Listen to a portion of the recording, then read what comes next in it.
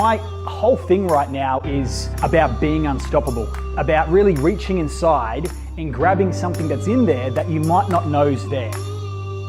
Alrighty, welcome to another episode of Todd's Unrequested Opinion. My name's Todd Pierce. Look, today I want to quickly talk about something that's popped up yesterday as a result of a video that I did. Now, yesterday I did a video on mental health and how we can start to become meaning masters and actually intentionally attach meanings to events and emotions that happen to us on a day-to-day basis. The reason why I did that video is because ultimately, how you feel determines how you behave, and how you feel is determined by the meaning that you attach to experiences. So it was a really, really good video. If you haven't watched it, go and watch it now. But on that video, I had a fella named Cameron give a really, really cool question.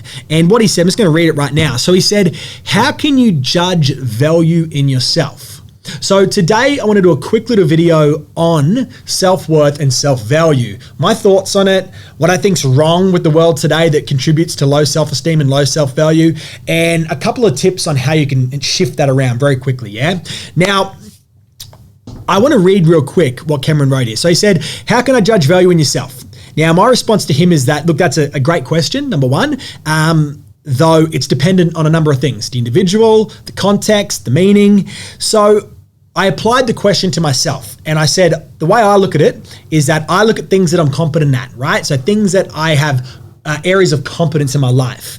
And I look at those areas and how I'm actually applying those things into my life for myself, for my own improvement, for my family, for the people that I serve in a coaching setting. And I said to him that my sense of value increases the more that I push myself to perform at a high level and give more and more value to the people around me. And I also said that on the flip side, that it doesn't decrease if I'm not doing those things, which is very important, right? Because as I said to him, right, I said that I believe that our value's inside. Our value is not dictated by anything out here, right? We are all inherently valuable as human beings, right?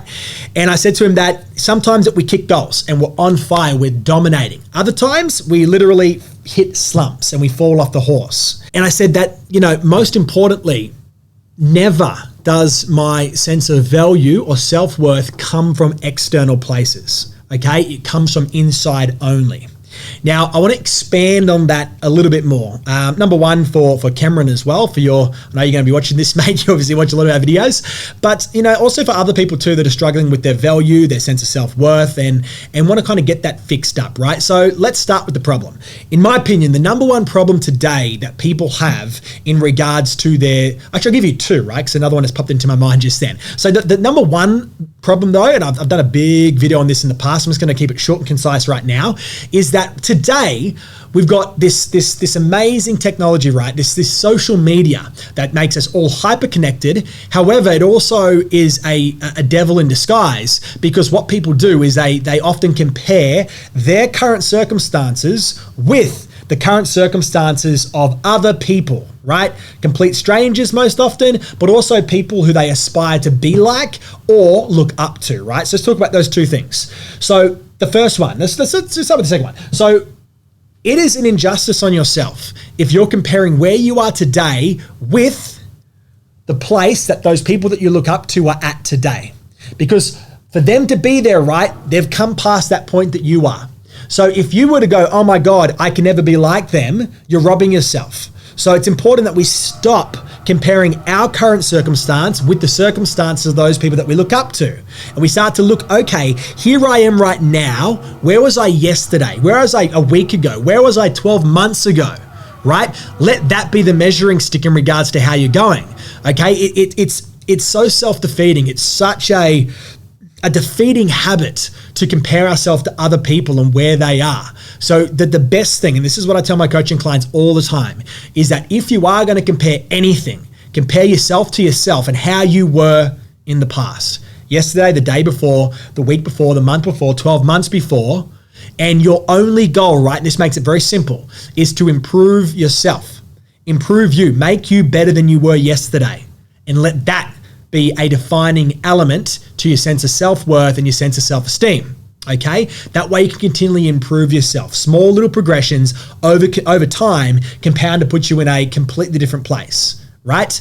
Now, the second part of that is us comparing ourselves to complete strangers or just random people online in social media. Now, Instagram's a terrible place for this. Obviously, the whole context of Instagram is putting pretty pictures up, right? Edited, pretty pictures that look good and all that kind of bullshit. However, like, it's not healthy for, for example, a 12-year-old girl to be sitting there looking at these other women online, right? Posting all these pictures where they're traveling all around the world. It's looking like they live this lavish lifestyle. They've got their body on fleek and eyebrows and all this kind of bullshit, right? The photo's taken at exactly the right time with just the right amount of editing. And like, if you look at yourself in the mirror and go, oh my God, like, look at them and look at me. I'm so ugly. Look how beautiful they are. Like, I don't know, just stop you and say, stop it, okay? Stop it. Like, you are beautiful in and of yourself, right? You are beautiful in and of yourself. Most of these fucking women and blokes and people on social media, right? They are so edited that if you were to actually see them in real life, they probably don't even look like that. You wouldn't even recognize them. That's how much they edit their photos, and it's just this fabricated piece of BS. Okay, like I know that you know what I'm talking about. Like, we've all heard the stories of people literally going out there and they rent that supercar, they rent the big house to try to make themselves look better to you, right? Often what happens is that they want to sell you something, right? This is what it's about, right? It's either selling you something based on them having something that you want, or it's let me get more followers so that I can make money from my page. But at the end of the day, a lot of the time, right? Like, I'd say probably 9 out of 10 times, that lifestyle that these people seem to be posting about, right? It's not real. So every time that you compare yourself to that unreality, you're robbing yourself, right? Stop it. Stop it. You can aspire to have those things. However, don't compare what you have right now with what they have right now. Okay, I was chatting with a fellow Michael a couple of weeks back, and he gave me this great quote, which said that I was really upset because I didn't get those shoes that I wanted to get until I saw the boy that had no feet. Right? It's really important that you bring yourself back down to earth. Make sure that your head and your heart is where your body is. Okay? Appreciate what you have now. Appreciate what you have around you. Okay? Aspire to have more. However, don't feel bad because you're not there yet. Just keep taking action, improving yourself, taking the steps, because I guarantee if you stay focused, if you move, if you gain the skills, if you just keep pushing, you will get there. But you won't get there if you're constantly comparing yourself to them. As I said before, compare yourself to yesterday. Improve upon yesterday. That's the secret, right?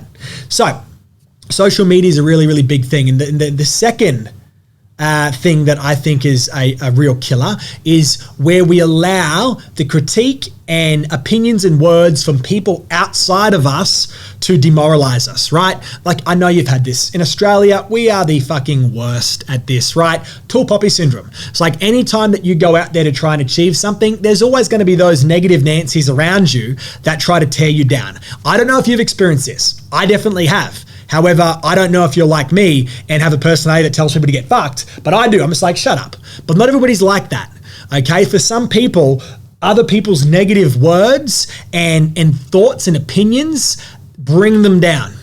And I just want to say, like, do not allow yourself to be hypnotized by people's BS. If you've got a goal that you want to achieve, the worst thing that you can do, right? The worst thing that you can do is to take the advice and opinions from people that have got no damn experience in those things. I hear this all the time. It's like sitting around and there's that person that's dead broke. They've got a ton of debt. They've never made any money and they're trying to give you money advice. It's like that person that smokes a pack of cigarettes a day trying to tell you how to stop smoking. It makes no sense. It's like going to see a psychologist because you're feeling depressed and they themselves are on antidepressants, right? It's like clean your own house before you try to fix the world. So do not allow your own self-worth to be undermined by the opinions of these other lunatics outside that they themselves are doing nothing to improve their world, their life and the things around them, right? They're doing nothing. If you want to do something, you're going out and you want to achieve a big, sexy dream, march on your own orders, all right? Because there's going to be millions of people around that want to try to tear you down. Because here's what people hate, right? And this comes from their own insecurities. You think that they're so confident and all that kind of stuff. No, most of the time, the people that try to tear you down, they themselves have got these inside hidden insecurities. And the way that they make themselves feel better is by tearing you down. So imagine it like this. Imagine that you were, I'll draw it here actually. So imagine that here is their building, right? Now, imagine that when you first start out, this is your building. Now, you start to go out, you start to improve your life, everything starts to get better, and all of a sudden, your building starts to grow larger, right? You go from a small little building into this big, beautiful high rise. Now, this person over here, they then start to get agitated, right? Because see, they're not actually doing anything to improve their life. They're doing nothing to grow, improve, to make life better. They're just in the motions. So what they then do is they try to tear you down. And they don't just do it to you, believe me. And I know you see this, right? It's that person online that they're the troll, right? They always talk shit on people's posts, right? They're the first to fucking leave a bad comment, but they never ever give you a like, a share, or anything like that. You need to ignore those, right? So you just need to focus on your building, because here's what's going to happen. There's going to be people who've got these buildings that are smaller than yours, and instead of doing the hard work of building up their own building, they'd rather tear yours down. Okay, I hope that kind of makes sense in a kind of visual way as well. So what I want to give you right now is 4 little tips, and I've kind of already alluded to a lot of them in this little pre-talk, but 4 little tips that you can take away right now to increase your self-worth, but also protect your sense of value. So the first one is start to develop areas of your life that you can call core competencies, things that you are good at. So for example, like I know that I'm exceptionally good at hypnotherapy. I'm great at coaching. I'm great at doing NLP, working with people's emotions. Like I have a knack for chatting to people and being able to find out exactly what problem they have, how they're constructing that problem, and then helping them get rid of it, right? It wasn't instant. I used to be really bad. However, call me dumb, right? Maybe I'm just a dummy, which I am a dummy, to be honest. I wasn't a smart kid in school, but I just do. So when I went and learned all this great stuff about the mind and about positive psychology, I went out and did it. I used to do door-to-door sales. And like I was practicing conversational hypnosis at the doors. The amount of times that I got told to fuck off, you wouldn't believe, right? Like sometimes I'll be like slowing down my speech. I'm like, and then you can see yourself doing this, right? And the guy at the door is like, man, are you a fucking idiot? Get off my doorstep. But once again, I kept doing it and improving to the point that right now I've got these core competencies. So number 1 to this is develop some areas of your life that you're good at, right? Get some competencies. When we have areas of competence in our life, it gives us a sense of security, structure, and certainty. That diminishes stress. It diminishes anxiety. It makes you feel good to know that there's something that you can do. So decide what you want to do, what you want to become passionate about, right? And practice that thing, hone your craft. And when you do it, give 100%. As I reflect on all the times that I feel good and I get a sense of value increase, it's when I've gone out, I've given myself to my craft and I've given my all, right? It makes me feel so good to know that I've given all of myself to what I love. So that's one way that you can increase your self-worth, increase your sense of self-value, and also protect it from these outside bloody negative Nancy's, right? The second way, right, and this is called the 2 rings. And I'm going to draw this here as well. This has actually come from me doing a coaching session with a client who had gone through a relationship breakdown, and like that's pretty hard. Like this bloke had been in a relationship for 15 years and like it just all fell apart. It was big, it was nasty, and it really, really hit him. And one of the exercises that I got him to do was to start to have commitments that he said he's going to do and actually stick to them. Because see, as his life started to unravel around him, right, what happened is he started to become less and less consistent with his commitments. So let me show you what this means. So I'm going to draw a couple of diagrams here. There's this one here first, this one here, and then this one here. Hopefully you can see all of these here too when I actually show this video, going down now. But so effectively you've got what you say you're going to do, so SD, and what you actually do. Now, in my opinion, every time that you say you're going to do something, so you make a promise to yourself or to someone else, and you actually do it, what you get is you get this beautiful little sweet spot in the center which in my opinion is your self-esteem and your self-worth and your sense of relying on yourself increasing, right? It increases. So self-worth. Now reflect on your own life. Think about the times that you say you're going to do something and you actually do it. Like, how good does that make you feel? Now think about when you say you're going to do something and then you let yourself down. Like, how do you feel then? Unfortunately, some people, what happens is, right, is they develop a gap between what they say they're going to do and what they actually do. And that then becomes a habit. They become habitually the kind of person that makes promises but never sticks to them. And what happens there is you basically are communicating to your own unconscious mind that I can't be relied upon. Historically, if you go back to the caves, the people that we gravitated towards when we were very tribal were those that could be relied upon the most because it equaled safety. So every time that you say you're going to do something and you don't do it, you don't keep your promises to yourself, you're basically saying to yourself that you're not safe. And that's what makes you feel like shit. That's what makes you feel anxious. And it's just a recipe for disaster.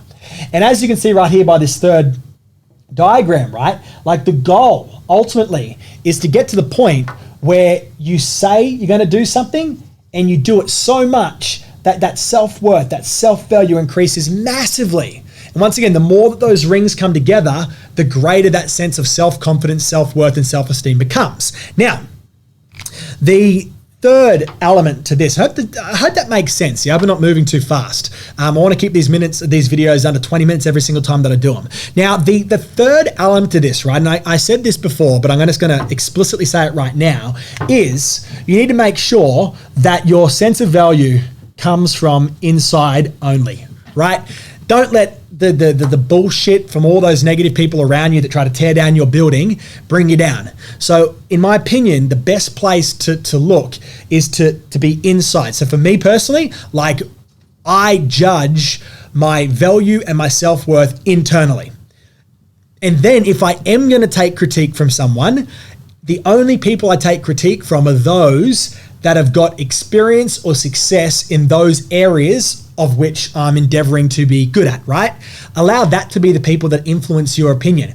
And even then, mine's internal first. I get checks from outside, but I always end inside, right? I always come back to myself and go, okay, great. I take on board what people say, and then I always finish with the thought, I am valuable in myself, right? Like, I am good. Like, that's where I always end.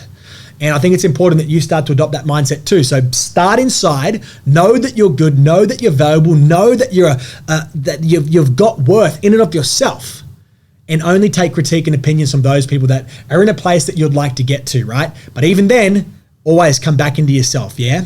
Now, the fourth part, and this is really important, is that just understand that life ebbs and flows, okay? There's goods, there's bads, and when things are going good, that's great. When things are going bad, that's okay as well.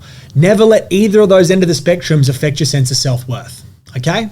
And I want to wrap this up because we're just about at 20 minutes right now, but I hope that makes sense, yeah? So number one, develop some area of competencies, yeah? And give your all at those things. Give your all to your crafts. Number two, start to do what you say you're going to do. Keep the promises and commitments to yourself. Otherwise, you'll unravel your entire existence. Number three, remember, make your sense of value and sense of self-worth be inside, right? Have the check inside. Compare yourself with yesterday, not any other turkey that's running around out there, okay? And number four, remember that life goes up and down, just like an elevator, and that's okay. Anyway, if you've liked this video, please give it a like, give it a share, tag anybody that needs to hear this. And if you want me to talk about something, leave me a comment in regards to a question or a topic, and I'll talk about it in one of my videos. Take care, guys.